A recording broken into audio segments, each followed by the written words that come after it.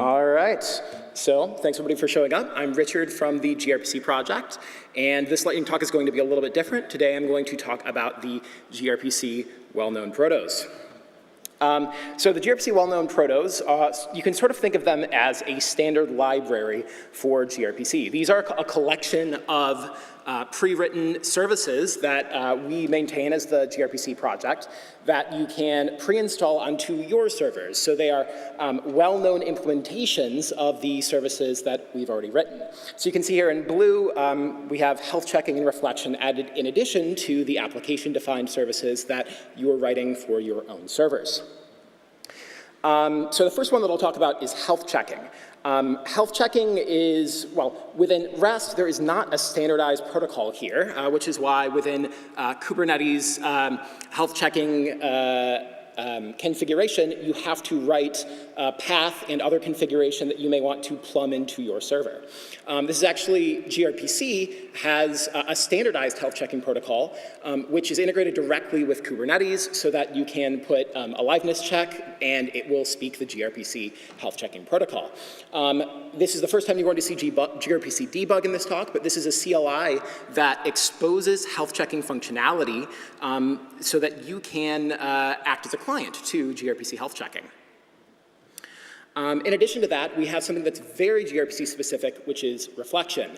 If you've used a tool like curl before, you're probably used to being able to type in some JSON and it gets sent across the wire and it's all human readable the whole way. But a big part of the value proposition of gRPC is that it is fast because of its use of protocol buffers, which are binary on the wire. That means that they are not human readable. And they're not even machine readable if you do not have a copy of the API schema. And so you have to have that on your file system. It's difficult to get together. So there's this protocol called reflection, which enables you to download that API directly from the server. It will tell you what the protocol is. The client can then take a JSON encoded request, get a protobuf response, and translate it back into JSON for the user, all human readable.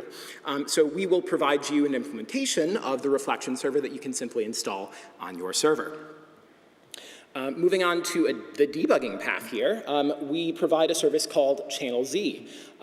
So channelz gives you detailed information about the channels, servers, and even sockets that you have present within both your clients and your servers. So you can see here we have several different gRPC clients and servers, and those are exposed with channelz installed on them. And on the far left there, you can see an example of just a client that actually exposes a channelz endpoint. Now, if you do have things that don't want to expose this detailed debugging information, then you may want to limit this to simply localhost. And that is going to mean that you'll want to kubectl exec into your pods in order to get that information, but then people externally won't be able to get access to that. So again, you can use gRPC debug as the default client here. And then we've got CSDS. So this is the client status discovery service, a portion of XDS. So for those of you who aren't familiar, we have this offering called proxyless service mesh. gRPC implements most of the functionality of the Envoy proxy. So you can plug it into a service mesh like Istio, and it will get all of the basic traffic management functionality that you're used to there. This gets even more complicated to debug than a standard gRPC system, and so you may want to install CSDS to get access to all of the service mesh configuration that exists in that system. And again, you can use gRPC debug to get access to that. So thank you for sticking with me on a whirlwind tour of gRPC features. There are tons of ways to get involved with the gRPC project listed here. We have a gRPC maintainer talk happening later on today at, I think, 3:45. And I am very happy to announce that there is going to be a gRPC conf in India in 2025. So I'll see you all there next year. All right, thank you very much.